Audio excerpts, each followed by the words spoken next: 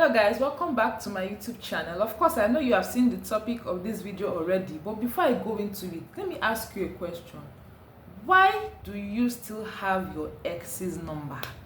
You're in a relationship with somebody and that relationship is no longer existing. Maybe you broke up, you went your separate ways, like willingly or not even willingly, with a fight, or you are sure not together anymore.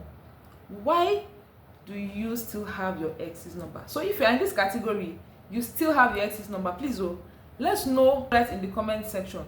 Why? Before we even go further, what's your reason for still having your ex's number? I'd like to know, because again, I'm sure every other person watching this video wants to know why you still have your ex's number. The very large opinion on this topic is largely the same 90% or 95% of the time.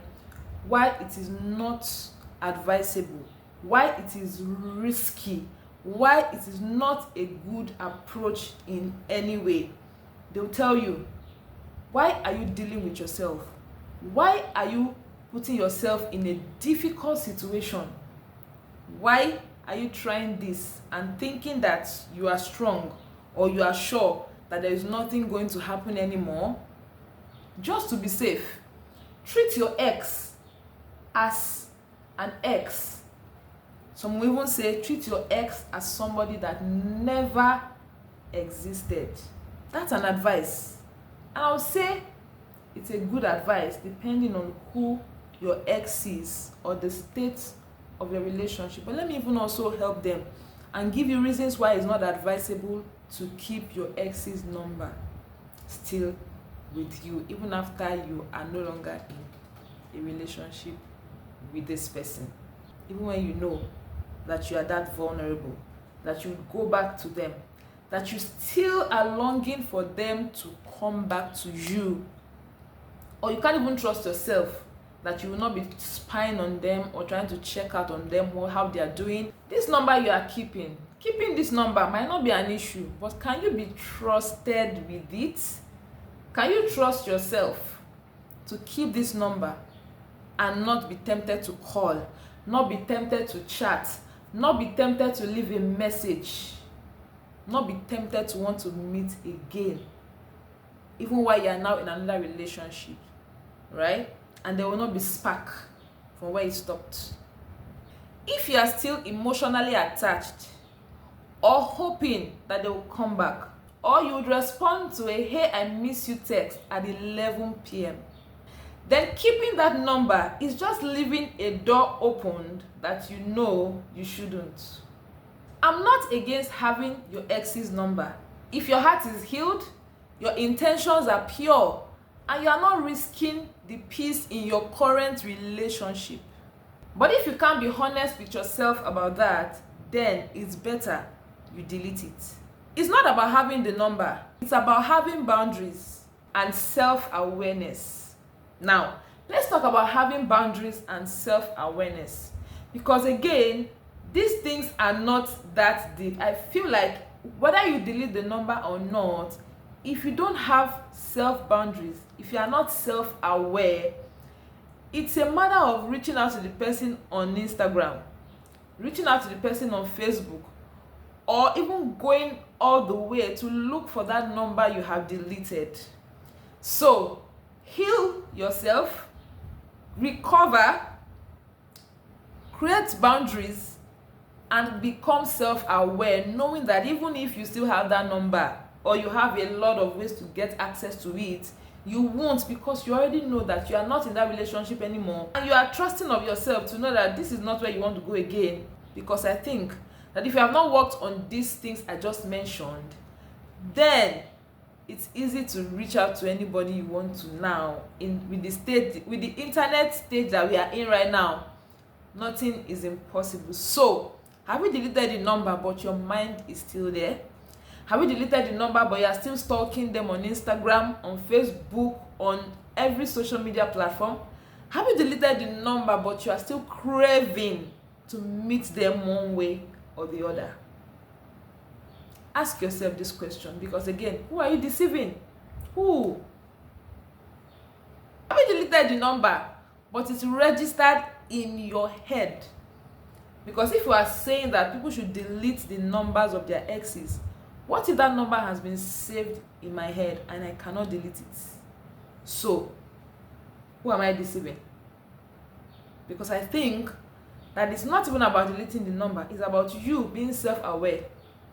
But again, don't forget I began by saying that if you are certain that you are not sure where you stand, you are not sure, you don't trust yourself that this, you will not be looking forward to meeting again, you don't trust yourself to remain disciplined with your boundaries, yes, by all means delete it. Because again, I'm aware that there are a lot of relationships that ended in a toxic matter, and that ex can be a threat to you. So yes, by all means block it. I'm just coming with a balance now to say that if you are not healed, you can stumble on that ex one day on the streets and you don't have their number, but what will be your action or your reaction when you meet them in the public?